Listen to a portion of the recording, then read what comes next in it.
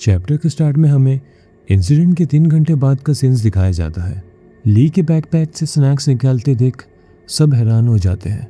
कोई चिल्लाता है, ली ये क्या है, तुम्हारे बैकपैक में इतने सारे स्नैक्स कैसे हैं? सब उसे धन्यवाद करते हैं। शुक्र है भगवान का, शुक्रिया ली। तेयन मजाक में कहती है, अरे मैंने कहा था ना अपना सामान बाहर छोड़ दो। ली गर्व से कहता है, मैंने अच्छा काम किया। सब उसकी तारीफ करते हैं, हाँ हाँ तुम सबसे अच्छे हो, ली की जय हो। लेकिन ये जोंग सिंह के चेहरे पर चिंता दिखती है। उसे एहसास होता है, लेकिन जब वो देखता है कि पीने के लिए सिर्फ कॉफ़ी का कप है, क्या ये कॉफ़ी एक ही लौता पीने का सामान है? ली थोड़ा घबराया और कहता है, हाँ मैंने सोचा था स्टूडियो में पीने का सामान होगा, इसलिए मैं कुछ नहीं लाया। ग्रुप मेंबर्स अभी भी थोड़ा राहत महसूस कर रहे हैं। ली को शुक्रिया कह रहे हैं। सिंह कहता है, माफ़ करना, मेरा इरादा तुम्हें दोस्त देने का नहीं था, मैं बस चिंतित था। लेकिन सभी जल्दी से खाना बांटने की मांग करते हैं।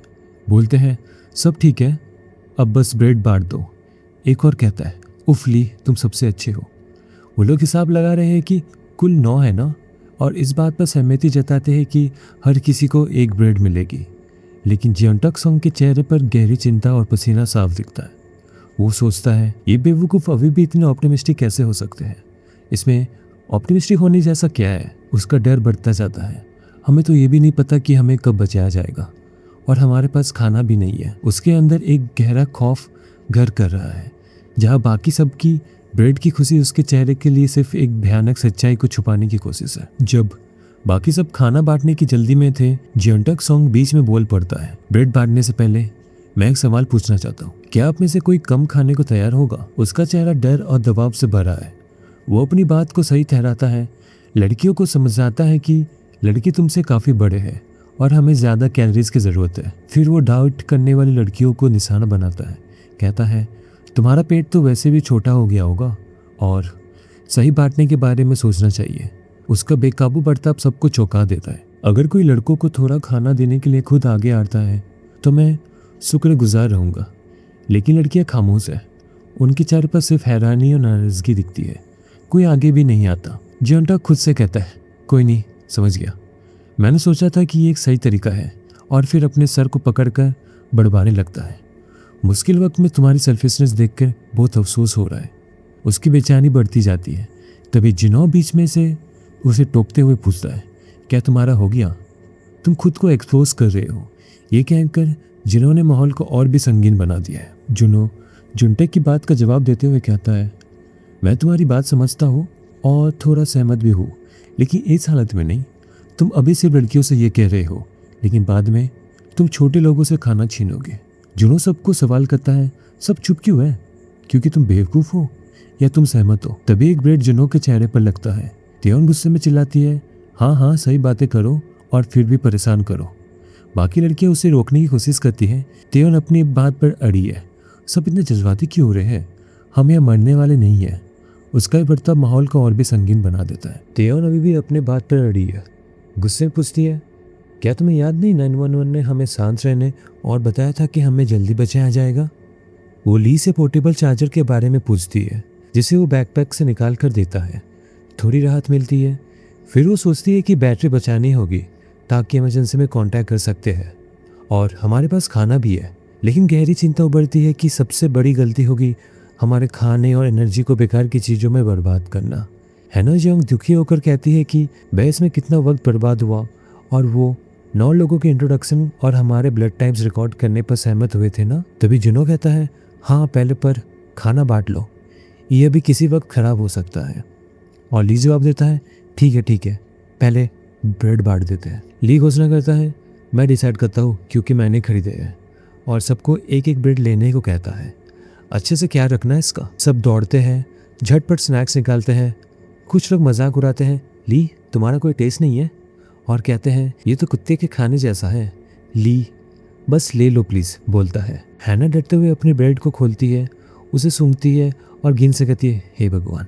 वो चिंतित लगती है, ये सिनेमन वाली चीज़ कैसे खाते हो? ये तो मिंट चॉकलेट से भी ख़राब है। श्योंगमिन अपनी कॉर्न वाली ब्रेड बदलने की आइडिया देता है। कोई गुस्से में कहता है, मुझे विश्वास नहीं हो रहा है कि तुम लोग इस हालत में भी इतने पिकी हो। फिर भी ली सबका शुक्रिया करते हुए उसे हमारे रक्षक कहता है, एक छोटी सी राहत महसूस करते हुए। माहौल अभी भी घबराहट से भरा है जब जियंटक पसीने में डूबा दिखता है। कोई पूछता है, क्या ये एक दिन में खराब हो जाएगा? जवाब मिलता है, मुझे लगता है ये कम से 2 दिन चलेगा। फिर ली सियोंगबिन को आवाज़ देता है और अपना फ़ोन उसके हाथ में पकड़ा देता है। कहता है, ये लो, इसका ख्याल रखना। सियोंगबिन हैरान है। हाँ? वो समझाता है, तुम क्लास प्रेसिडेंट हो, इसलिए तुम्हें वीडियोस बनाना चाहिए। सियोंगबिन पूछता है, क्यों? ये तुम्हारा फ़ोन है। जवाब मिलता है, मेरा मन नहीं है। अगर मैंने थोड़ी सी भी गलती की तो सब मुझे डांटेंगे। फिर वो जोर देता है, ये फ़ोन अब सबके लिए है, इसे फ़र्क नहीं पड़ता ये किसका है। अब तुम फिल्मिंग की जिम्मेदारी उठाओगे। फ़ोन की 37 बैटरी दिखती है। सियोंगबिन थोड़ा झिझक के बाद मान जाता है। ओह ठीक है। सियोंगबिन हान ने अब फ़ोन की रिकॉर्डिंग शुरू कर दी है। अंधेरे स्टूडियो का खौफनाक माहौल उसकी स्क्रीन पर कैद हो रहा है। कोई उसे जल्दी करने को कहता है, तुम्हारा फ़ोन बंद होने वाला है, जल्दी करो। और उस घुटन भरी गर्मी से परेशान होकर कोई चिल्लाता है, हे भगवान, ये गर्मी मेरी जान ले रही है। पसीने से लथपथ सियोंगबिन अपना परिचय देता है। हम सॉफ्टमोर्स और जूनियर्स है सियोंगबिन यूनिवर्सिटी के फिल्म डिपार्टमेंट से। उसकी आवाज़ में डर है और जब वो आगे कहता है, हम बचाए जाने का इंतज़ार कर रहे हैं। 10 घंटे और बीत गए हैं। घटना के कुल 13 घंटे बाद मलबे के ढेर के बीच एक नया सवाल उठता है। ध्यान से देखो, क्या सच में वहाँ नहीं है? अंधेरे स्टूडियो में घबराहट और बढ़ती जा रही है। एक हाथ जोर से एक बैग में कुछ ढूंढ रहा है। आवाज़ आती है, नहीं, वो वहाँ नहीं है। मलबे के बीच ली फ्लैशलाइट की रोशनी पर अपने बैग पलट रहा है। चीखता है, कहाँ गया? वो तो यही था। सबको हैरात होती है कि वो सच में चला गया। तभी कुछ चीज़ें नीचे गिर जाती है, जिसमें एक कटर भी है। एक शख्स डर से पूछता है, क्या ये सच में चोरी हो गया? हैना गुस्से में उसे टोकता है, अपनी जुबान संभाल बेवकूफ़। वो यकीन नहीं कर पाता, या सिर्फ हम हैं, ये चोरी नहीं हो सकता। वो अभी भी गुस्से में जवाब देती है, हम सब ने उसे बैकपैक में देखा था। माहौल में अब आपस में शक और गुस्सा बढ़ रहा है। हासियोंग हैना को गले लगाकर शांत करने की कोशिश कर रही है। जब वो गुस्से में चिल्लाकर पूछती है, क्या मैंने तुमसे पूछा था? मुझे लगा मैं ली से पूछ रहा था। हासियोंग कहती है, दोस्तों कृपया थोड़ा शांत हो जाओ। वो समझाने की कोशिश करती है, सबकी हद हो चुकी है, इससे सिर्फ प्यास बढ़ेगी। हासियोंग पसीने में डूबी दुख भरी आवाज़ में कहती है, सिर्फ तुम सभी मुश्किल में नहीं हो, कृपया। वो सबको याद दिलाती है, क्या तुम सब भूल गए फ़ोन पर क्या कहा था? उन्होंने कहा था कि हमें बचाने में वक्त लगेगा और इसके लिए वो बहुत शर्मिंदा है। दोस्तों अब हमारे पास पीने के लिए कुछ भी नहीं है। सब यही मानकर चल रहे कि वो यहाँ मर सकते हैं। प्लीज़ ऐसी सिचुएशन में लड़ाई ना करें। लेकिन यून की जवाब देती है, हम सब जानते हैं, जिससे साफ दिखता है कि लोग कितने बेचैन हैं। वो गुस्से में आगे आती है, सवाल करती है, लेकिन तुम लोग एक इंसान को दोस्त क्यों दे रहे हो गायब हुए पोर्टेबल चार्जर के लिए? ये तब हुआ जब हमने फ्लैशलाइट बंद की थी। और वो जोर देती है, तुम लोगों ने कुछ नहीं देखा जब ये चोरी हो रहा था, या जो भी। जुनू ज़मीन पर बैठता है और सबको शांत करने की कोशिश करता है। कहता है, अगर हमारे पास फ़ोन नहीं है तो भी कोई बात नहीं, चलो शांत हो जाते हैं। वो समझाता है, अंधेरे में बिना रोशनी की थोड़ी असुविधा हो सकती है, लेकिन हम वैसे भी खुद से यहाँ नहीं निकल सकते। फिर डर को और बढ़ाते हुए, 911 ने हमें कहा था कि वो फ़ोन से हमारी लोकेशन नहीं ढूंढ सकते। फ़ोन का इस्तेमाल सिर्फ 911 को ये बताने के लिए किया गया था कि हम सब ठीक है। मैं थक कर बेहोश होने वाला हूँ और मुझे समझ नहीं आ रहा है कि ये बैटरी का मुद्दा इतना बड़ा क्यों है, तो प्लीज़ चुप रहो। लेकिन गुस्से भरे जियोंटक उसे टोकता है, ओह क्या ये इतना इंसान है बेवकूफ़। मलबे के बीच से वो आगे कहता है, उन्होंने पहले कहा था कि जल्दी आएंगे और अब उन्हें इरादा बदल दिया, एक दिन तक रुकने को कहा है। वो ताना मारता है, हमें अभी भी फ़ोन की ज़रूरत नहीं पड़ेगी ना, है ना? उसकी बेचैनी बढ़ती है। मुझे नहीं पता तुम लोग इतने ऑप्टिमिस्टिक कैसे हो, पर हम सब ऐसे नहीं है। और सीधे ली की तरफ मुड़ता है तो ली और से धमकी देता है, तुम्हें ये मसला का हल करना होगा। तुमने इस पोर्टेबल चार्जर को इतना बड़ा मुद्दा बनाया था, वरना मैं तुम्हें देख लूँगा। ली बढ़ते दबाव में गुस्से में कहता है, और तुम सोचते हो मैं तुम्हें खुद को बर्बाद करने दूंगा? तभी यून किम फ़ोन को उठाती है और कहती है, अच्छा हमने उधर तो देखा नहीं था ना, हमने तो उसे बैकपैक और आसपास देखा था। फिर वो हिम्मत करते हुए कहती है, मैं जाकर ढूंढती हूँ। वो मलबे के बीच चलने लगती है, रोशनी में ढूंढते हुए सोचती है, क्या पता वो वहाँ कहीं हो। ली बोलता है, यून मैं चार्जर के साथ उधर कभी गया ही नहीं था। बाकी सब घबराहट में देखते रहते हैं। अचानक हेओसेओंग अनजान सवाल करती है, क्या तुम लोग डेटिंग कर रहे हो? हैना शर्मिंदा होकर गुस्से में कहती है, सच में? इस हालत में भी। अंधेरे और घुटन वाले माहौल में अचानक यून की आवाज़ गूंजती है, दोस्तों जल्दी इधर आओ। सब पसीने से लथपथ घबराहट में एक दूसरे को देखते हैं। फिर से वही आवाज़ आती है, सब लोग इधर आओ। सबकी आंखों में हैरानी और थोड़ी उम्मीद दिखती है जब घोषणा होती है कि मुझे पानी मिल गया। ये सुनकर सबके चेहरे पर एक पल की राहत आती है। यून बताती है कि यह छत से पानी टपक रहा है। सीन अब प्रेजेंट में आ गया है पुलिस स्टेशन में, जहां लेफ्टिनेंट ली की गवाही को सुन रहे थे। ली बताया था कि उसने उसे छीनना चाहा था, भले ही उसके लिए उसे मारना पड़े, और वो उसे पकड़े हुए था। यून मर चुकी थी और वो ब्रेड पकड़ा हुआ था। चली आवाज़ में घोषणा होती है कि क्या तुम देख नहीं सकते, उसने खाने के लिए एक इंसान को मार डाला। जियोंटक और यून पानी लाने गई थी और फिर यून की मौत हो गई। ये आवाज़ उसके जहन में गूंजती है।